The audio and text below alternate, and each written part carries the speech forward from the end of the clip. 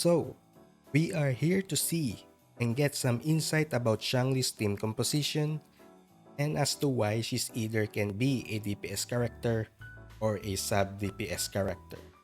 So for those who don't know, Changli is a fusion type character whose core mechanic is to gain inflammate stack by using True Sight. So before we begin, let's check on why Changli considered a sub DPS in the first place. Because all of her skills are meant for you to stay on the field and do most damage to the enemy. So why she's a sub DPS? Well, her outro skill increases your active character fusion damage by 20% and their liberation damage by 25%.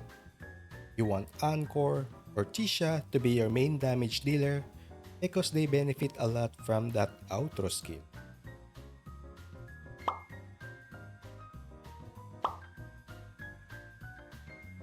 Well, Changli wants to be on the field more often to collect more inflammate stack to further improve her damage.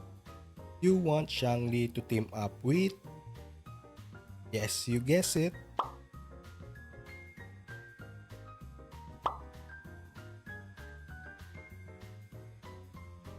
The answer is simple. Changli Outro provides buffs to allies, and it's a great boost if your sub DPS is a fusion type character. The thing is, if you make Changli a main DPS, you only want these three characters to nuke the enemies out, while they are being buffed by Changli's outro.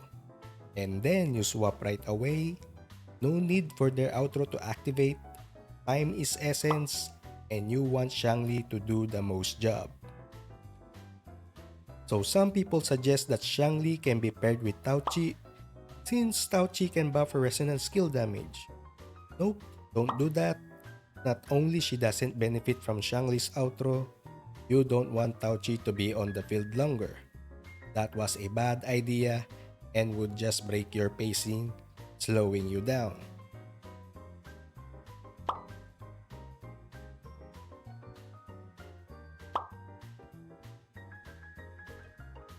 Actually, that depends in your preferred playstyle. As main DPS, there are two things Changli wants to achieve as soon as possible. One is to gain a full stack of enflammement for her Forte circuit, which you could only gain every time Changli enters True Sight. She needs a total of 4 to fill up, and every time she gets one stack of enflammement, she increases her fusion damage by 5%. Once at full stack, she can now use heavy attack to activate Flaming Sacrifice to deal massive amount of damage. This is why she's supposed to be on the field most of the time, because ability like this is what makes her a main DPS. Number 2. If you don't have enough enflammement stack, you can use your liberation to gain 4 stack of enflammement, so that you could use her Forte circuit to release Flaming Sacrifice right away.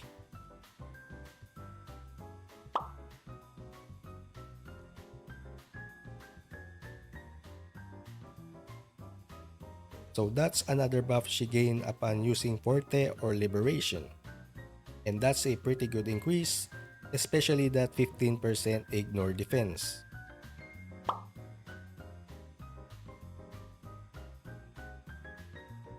There is only two things Changli wants as a sub DPS, and that is to activate her outro skill and also use Liberation when available.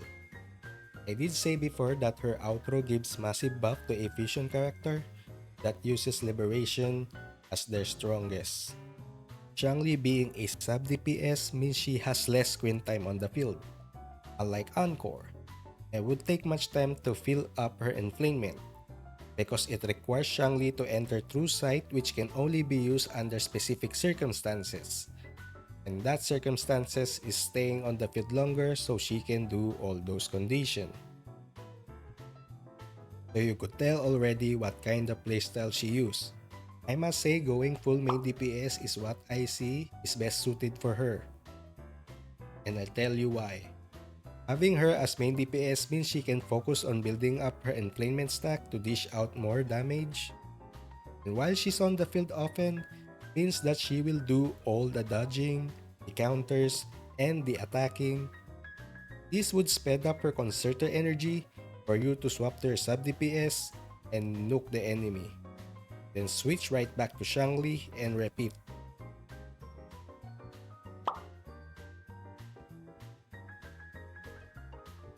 S1 increases resistance skill and heavy attack damage dealt by 10% and resistance to interruption. It's a minor buff, but it's a good extra damage. S2 increases Changli's crit rate by 25% every time you get enflammement for 8 seconds. Crit is always welcome as addition, although crit damage would be better. S3, Resonance Liberation damage is increased by 80%. Now that's a massive increase.